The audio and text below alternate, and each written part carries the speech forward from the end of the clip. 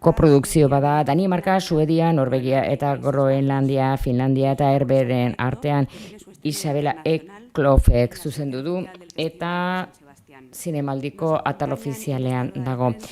Prentsaurreko honetan gurekin daude, ordena honetan Isabela Eklof, zuzendaria, Emil Jonsen, antzezlea, Berda Larsen, antzezle nagusia, eta Kim Laine, gidoilaria. Beti bezala lehen galdera egingo dut eta gero mesedez altxa eskuak paso emateko.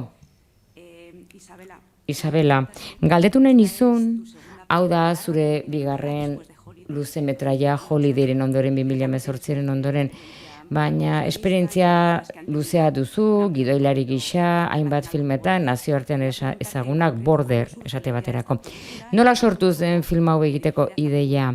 Eta Kimi ere galdetuko nioke, ea elkarrekin hasi zinaten lanean filma idazten, edo nola sortu zen hasierako ideia? Bai, kaixo. Nik ez dut diot lehen hau Kimi esan, baina nik liburua idatzi aurretik idatzi nuen. Eta gero liburua irakurri nuen. Beraz,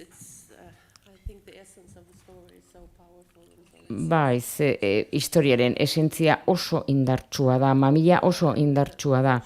Eta zorionez, inork filma aukera horretan oinarritu zen eta elkarrekin lanean hasi ginen. Eta Kim oso eskuzabal zegoen eta oso ulerbera nirekin. Hau da, literatura eta zinema desberdinak zirela ulertzen zuen. Eta horrela utzi zidan bere historiari forma bat ematen zineman ondo funtzionatu zuena. Beraz, lankidetza oso nahi izan zen, duela 5 urte izan zen. 5 urte izan zen Holiday estreinatu ondoren, eta gero COVID etorri zen, itxialdia, eta dena gelditu egin zen. Beraz, prozesu oso luzea izan da. Baina oso Kimek idatzi du ia gidoi osoa, nik ematen nion pixka bat eginkizunak egiteko. Bai, berak ematen zidananak egiteko. Ze ni elebegirrilea naiz, eta ni lehenbizi probak egiten ditut, eta gidoi batik ez duzu horrela egiten. Beraz, desberdina da prozesua, niretzat prozesu desberdina izan da, eta mila esker aukera emateagatik, zuri eta Susani ere bai. Mesedez, eskua altxa hitza emateko. Bitartean nik pixka bat ideian sakonduz, ez dut liburua irakurtzeko aukera izan, filmaren oinarria den liburua, baina atentzioa eman dit ikusle gisa, ze lurraldetan dagoen kokatuta nahi nuke jakin, ea liburutik datorren Groenlandia herrialdea, hor kokatzea historia, eta bereziki ere bai nola egintzen duten ikerketa espazio horren inguruan, asko laguntzen baitu historioa eraikitzen. Bai, filma eta liburua oso hurbil daude bata bestearen gandik. Eta beraz Groenlandiari buruz da, eta pentsat Groenlandiari buruzko ikuspegia eman nahi genuen ere bai. Eta zer esan behar nuen? Bai,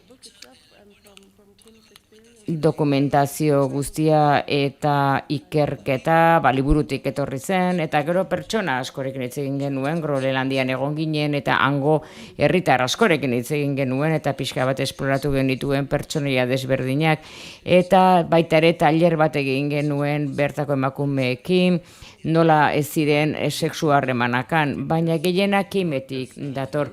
Ni 15 urtean bizi izan nintzen Groenlandian, erizain gisa lan egin nuena, krisi bat izan nuen, liburuan deskribatzen dena, baina askoz ere denbora luzeagoan. Eta gero gauza gertatzen diren herri hori, hor nik 5 urte pasatu nituen. Ezagutzen ditut pertsona horiek, benetakoak dira, filman agertzen direnak.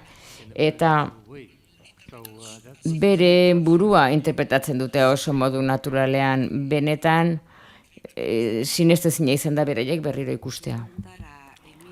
Emili eta Berdari galdetu nahi diet, batez ere Emilek oso pertsonaia komplikatua da, nola prestatu zinaten pertsonaia hauek egiteko, eta gero nola izan zen antzezleen zuzendaritzan, nola lan egin zenuten ekipoarekin?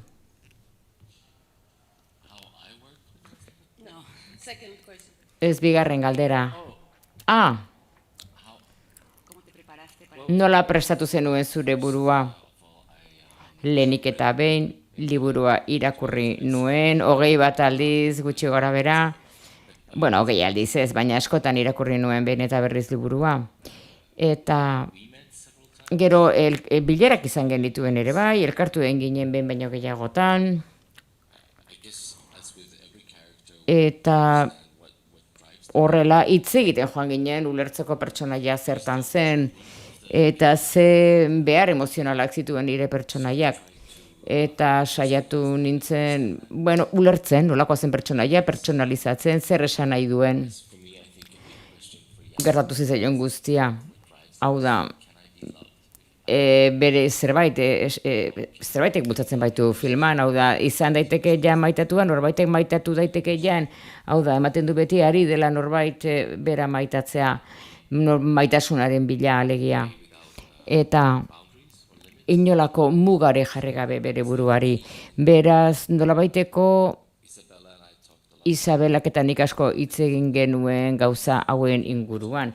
Eta baita ere hizkuntzaren inguruan, zeni ez naiz daniarra. Eta Isabelak, baita ere erakutsi zian, nola izan, atsegina izan eta irribarre mundu guzera izi horrelakoa zan pertsonaia, bai. Alde handia dago zu eta pertsonaiaren artean, ez, baina erakutsi zian, etengabe irribarre behin behar nuela pertsonaia horrelakoa zelako. Nik egia esan ez dut asko hitz egiten antzezleekin, eta ez dut ere gehiegizko bilerak egiten, nik castinga egiten dut, hor dago nire lana, bilatzen dut beti pertsonaia ulertzen duen antzezle bat aurkitzea, eta gero modu irekia jokatuko duen antzezpenean, hoixe bai. Ez dakit behar bada Berdak zerbait kontatu nahi digu bere esperientziaz, bere pertsonaiaz, ze oso garrantzitsua da Emiliarekin duen harreman hori. Nolakoa da bere pertsonaia? Bai, kaixo esan nahi dut lehenik eta behin, kaixo denoi, zer moduz? Nire pertsonaiari dagokionez, eta jani dagokionez, nik pertsonalki izan nuen aukera horrelako pertsona bat ezagutzeko.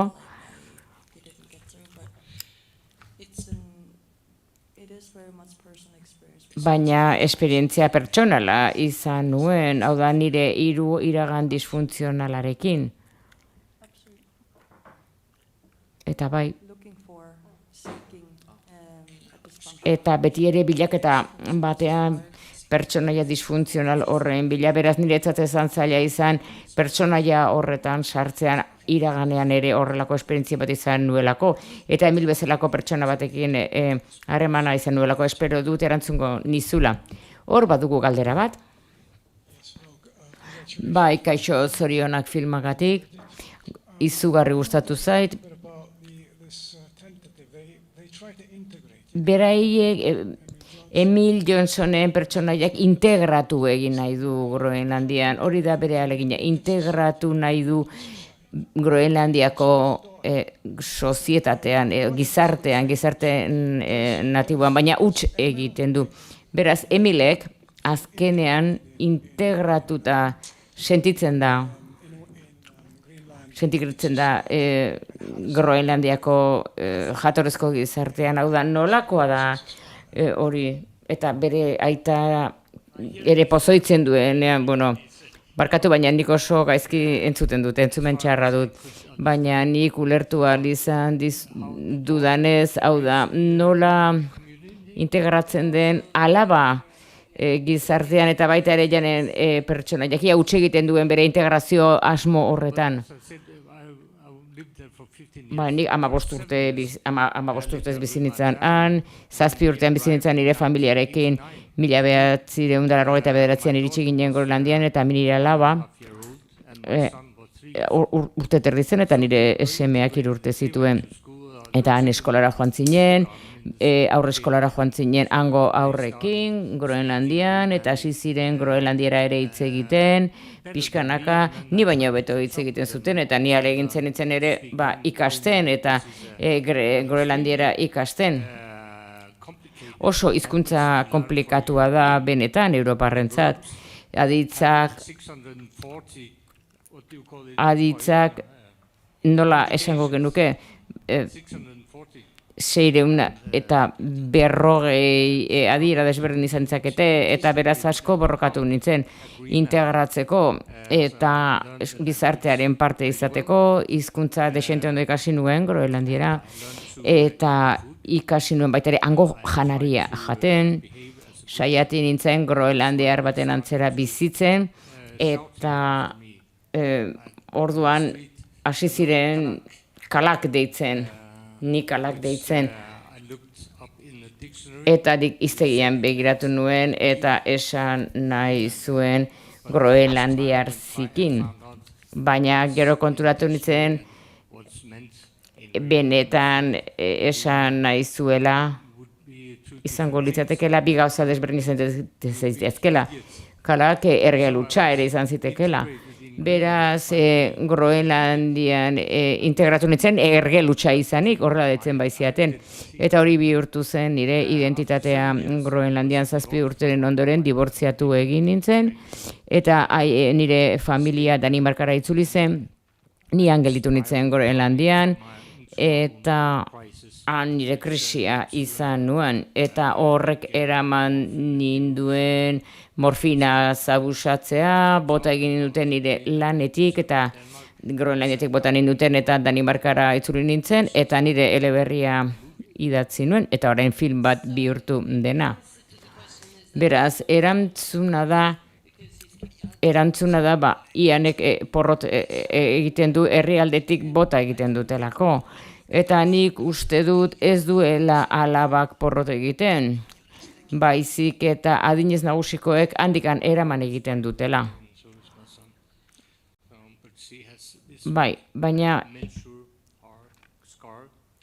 Baina badu orban handi bat, txakurrarekin gertatu zenaren ondorioz antropologoa bihurtu da orain, eta txakur oso handi bat dauka bide batez. Bigarren txakur handi bat dauka, izugarri gustatzen zaizkio txakurrak alabari. Han esku bat dago. Zorionak filmagatik. Niri gehien gustatu zaidan gauzetako bat, filman izan da batez ere ikuslearen espektatiben kontra doala. Hasieratik aita kamarari begiratzen dionean, eta gutun hori irakurtzen duenean kamarari begira dagoenean, edo protagonistaren emazteak onartzen dituenean bere desleialtasunak, eta medikoa gomendatzen dionean drogatzeko. Ez dakit pixka bat azalduko luke zuzendariak ea hori kontutan hartu duen. Hau da, pixka bat ikusleen espektatiben kontra, espero duenaren kontra jokatzen duela. Erabatola da. Gustatzen zait beti espektatiba horien kontra jokatzea. Ze batzuetan bizitza ez da simplea eta garbia eta egituratua askoz ere interesgarriagoa da arakatzea hain ederrak ez diren gauza horietan, hain zoragarriak ez diren izte horietan. Eta gainera, divertigarria ere iruditzen zait. Hau da, askotan Hollywood dramaturgia sartu digute zainetan, eta badakigu ze gertatuko den, eta guztiz aspergarria da. Beraz, horrelako zerbait egiten duzunean, askoz ere divertigarriagoa da arakatzea benetan zer gertatzen den, eta tentsioa ere hor ezartzea.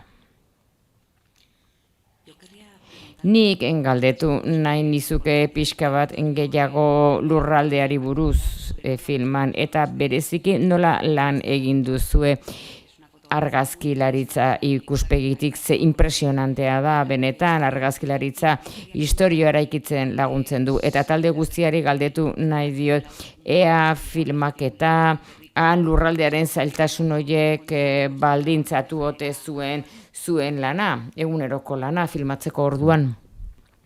Well, I mean, I think one of the. Sorry, what was the first question? Zintzen lehenengo galderan barkatu? Bai, argazkilaritza zuzendaritza, argazkilaritza garrantzia handia du filman, bai, oso importantea da, jakina. Hau da, dokumentalekin argazkilaritza zuzendariak bazuen esperientzia handia. Eta beti ere argazkilaritzaren berez herrialdea, lurraldea hor dago, beste pertsonaia bat da, ere bai. Ematen du jendeari begira dagoela paisaia, hau da, kamera ematen du jakinminez hartzen ditula irudi guztiak. Beraz, bai, horrela da, funtsezkoa da. Nati Imhotekek egin duen lana egin du oso lan bikaina. Bigarren partean, bai, filmagintza garatzen ari da oraindik Groenlandian, ez zegoen tresneria gehierinik, beraz itsasontzi zenban behar izan genuen tresneria guztia eta garestia izan zen.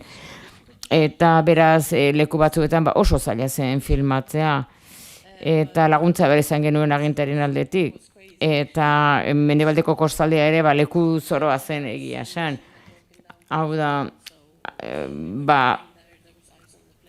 izoz makina adibidez puskatu egin zitzaigun, eta ezin izan genituen grabatu nahi genituen gauza guztiak. Ze guk nahi genuen elurra eta ez elurra azaroan filmatu genuen, eta neguko ekaitz ikaragarriak izan genituen hain kurusuken filmatu genuenean. Baina nahiko ondo funtzionatu zuen. Bueno, abisatu zigute, naiz eta ara ez joateko oso leku txikia zelako Groenlandian kurusuk, eta dena ondatu genezaken, eta inolako lanik gabe bueltatu, eta gero konturatu ginen, lenteetako objektiboetako batek ez zuela ondo funtzionatzen, eta ez zuela oso ondo enfokatzen.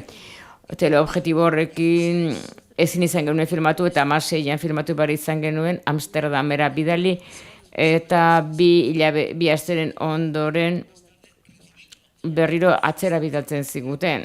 Eta gero ere desenfokatuta zegoen ikusi genuen, baina hori erronka bada, hau da, horregatik da interesgarria. Ez balitz erronka jendeak aspaldi utziko zuken. Nik Emili galdetu nahi diot, pelikula komplikatua da eta ikuslearen espektatibak ere eusten ditu. Nazioarteko estreinaldia izan du Donostian, nola feedbackik izan duzu, edo ikusleek esan dizuten zer iruditu zaien, kontutan hartuz pertsonaia oso konplexua dela.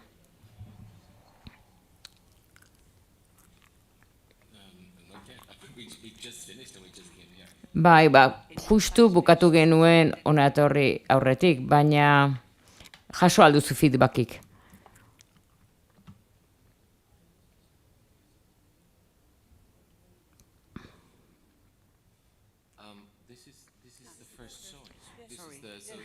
Hau da, egia esan ez dut inorekin hitz egin, ikusi duen inorekin hitz egin, pentsatzen dut orain iritsiko direla feedback, zure filmaren feedbackak. Bai, oraindik ez dut inorekin hitz egin, bai, eskerrik asko. Gainera, zentzu berean, ustekabe horretan, proposamen bada, ze benetan ikuslek ikusten ditunean eskema asko hautsi egiten dira, eta jakin nahi nuke zeintzuk diren filma honen erreferente bibliografikoak. Era tradizio jakin batek jarraitzen diozun, zinemagintzan edo zerbait berria egiten saiatu zara.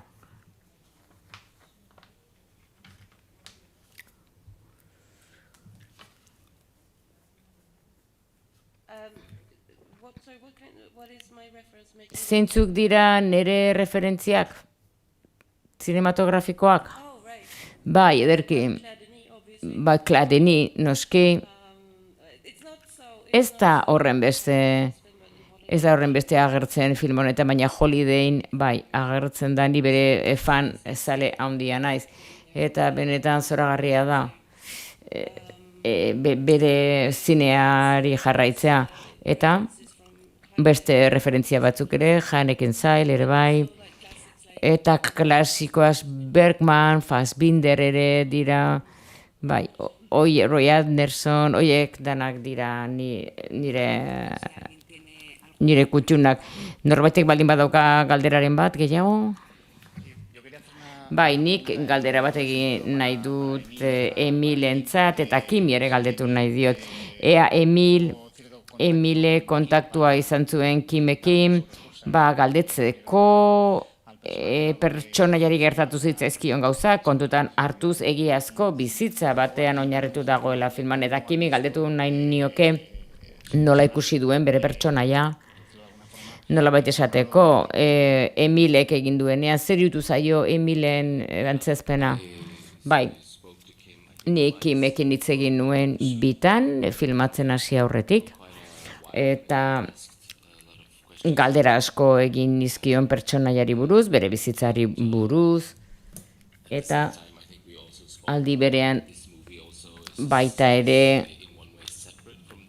hitz egin genuen filmaz ere bai, pertsonaiak izen desberdina du, eta beraz, desberdintasunak zeuden bien artean, baina bai hitz egin nuen berarekin.